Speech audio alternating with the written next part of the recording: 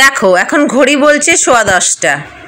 তো সকালে উঠেছি, উঠে এবার ব্রেকফাস্ট ফ্রেশ হয়ে ব্রেকফাস্ট নিয়ে বসেছি। মেয়ের জন্য বাটার, শাখা রুটি, কলা, আর আমার জন্য কালকে সসেজ আলুর তরকারিটা বেঁচে গেছিলো, তাই আমি আর মাসি খাবো। তো সেটা দিয়ে এখন আমি ব্রেকফাস্ট করব, তার সাথে আছে লাল চা। তো এই হচ্ছে আমাদের সকালের ব্রেকফাস্ট মেনু। মা মাসির বাবার তো হয়ে গেছে। তো ব্লগটা শুরু করি। গুড মর্নিং ফ্রেন্ডস, আমি মৌমিতা, আমার চ্যানেল আর ক্রিস্টালে তোমাদের অনেক অনেক ওয়েলকাম আর ভালোবাসি। এটা একটা নতুন ব্লগ শুরু করলাম। এখানে জানি না কেন ঘুম ভাঙতে চায় না। উঠেছি 10:45টার সময়, ঘুম ভাঙতেই চায় না, আর ভাঙলে যেন উঠতে চায় না। আর ওইখানে আপনি 7:30, 7টা, 8টা, 8:30টার মধ্যেই ঘুম ভেঙে যেত। আসলে হয়তো এটা আমার সংসার তো নয়, ওই জন্য জানি যে আমাকে সেরকম কোনো কাজ করতে হবে না, তাই জন্য সেইভাবেই মাইন্ডটা কাজ করে।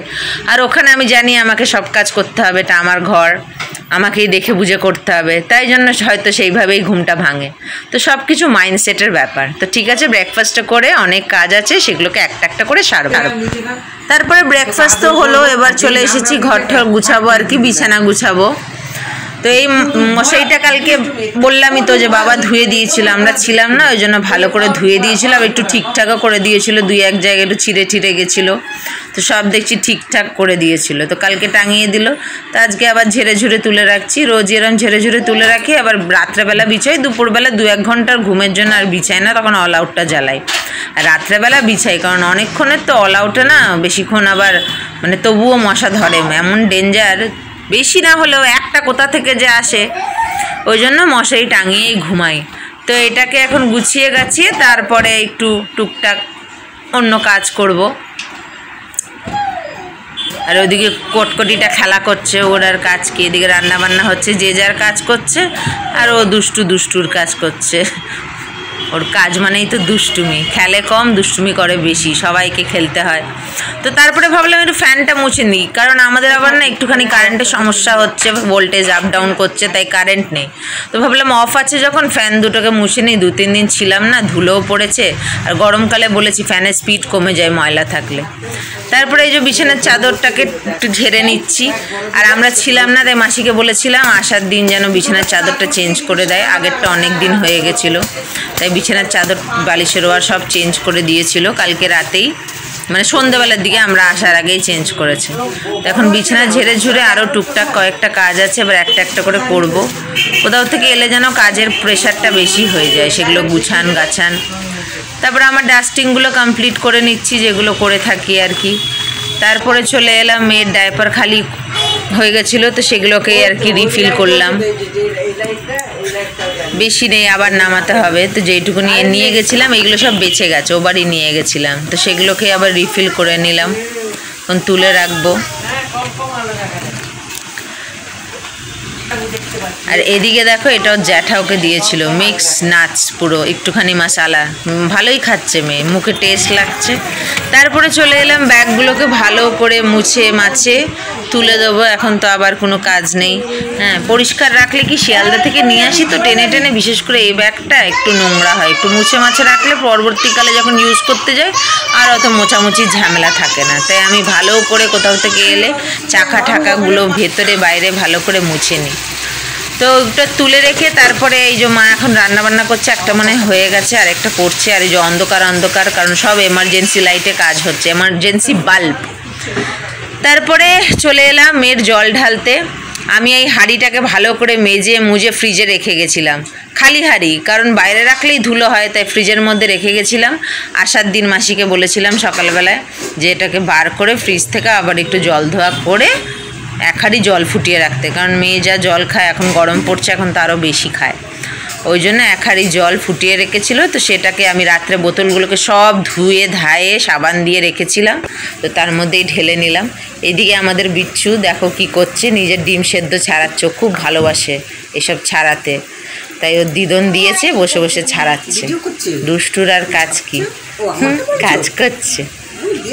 এই যে সকালে যে কাপড়গুলো ছিল মা ধুয়ে দিয়েছিল, তো মেয়ের জামাটা ওই ঘরে ছিল, দেখছি ভিজে এখানে দিয়ে দিই, শুকিয়ে যাবে।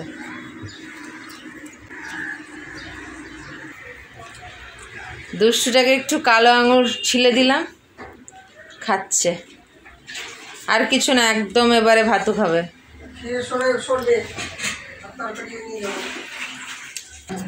সব হয়ে গেছে। এবার এই দুষ্টুটার পায়ের নখগুলো কেটে দেবো। এখানে বসো, এখানে বসো, এইখানে বসো, এই উঁচুটাতে বসো। হ্যাঁ ওখানে বসো। নখটা কেটে দিই, পায়ের বড় বড় হয়েছে দেখি। এই দেখো ময়লাও ঢুকেছে। এখানে আমার কাজ থাকে না ঠিকই, কিন্তু এই মেয়েকে নিয়ে আমার সময় কেটে যায়।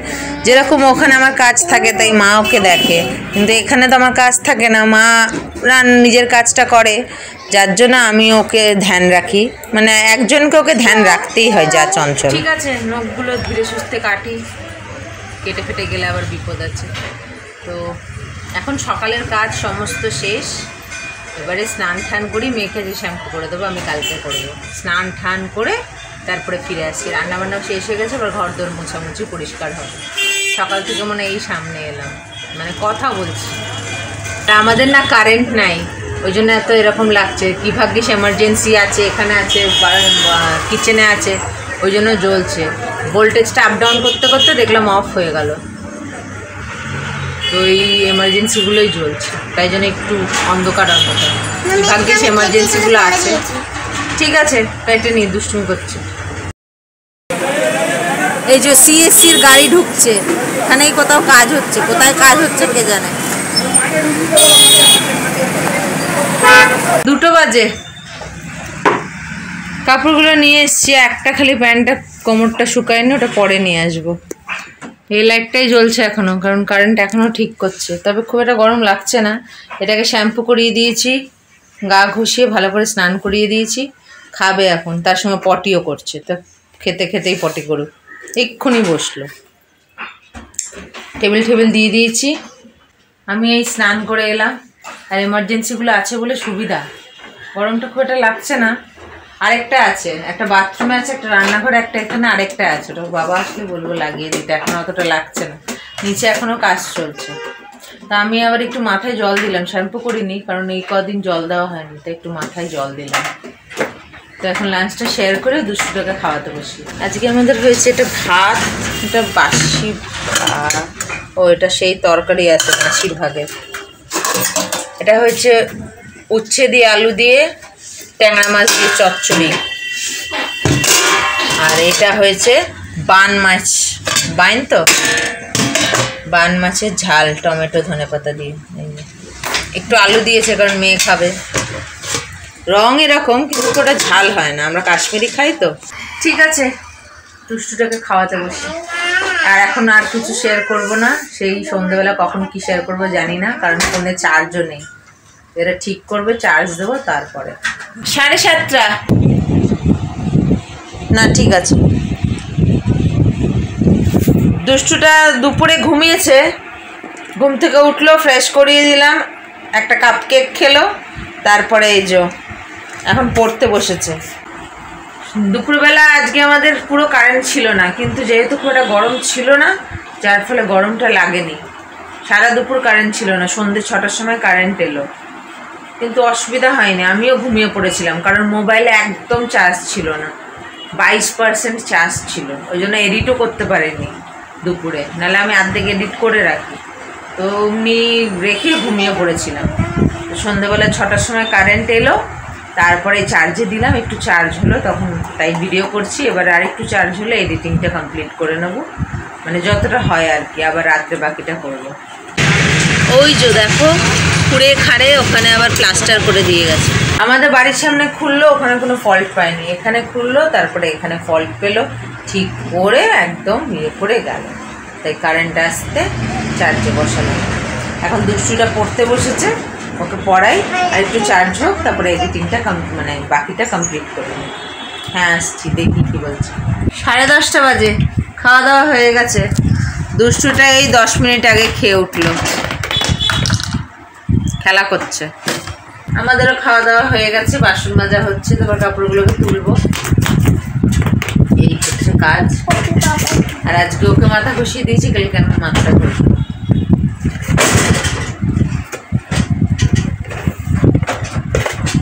ঠিক আছে, এখন কাজ বলতে ওই টুকটাক ওষুধ খাওয়ানো, ফ্রেশ করানো। কখন ঘুমায়, 6টায় তো উঠলো, 6টা বাজতে 5 মিনিট বাকিতে। আজকের ব্লগটা এখানে শেষ করছি। আগামীকাল আসছি আবার একটা নতুন ব্লগ নিয়ে। তোমরা ভালো থেকো, সুস্থ থেকো, নিজেদের খেয়াল রেখো। Good night.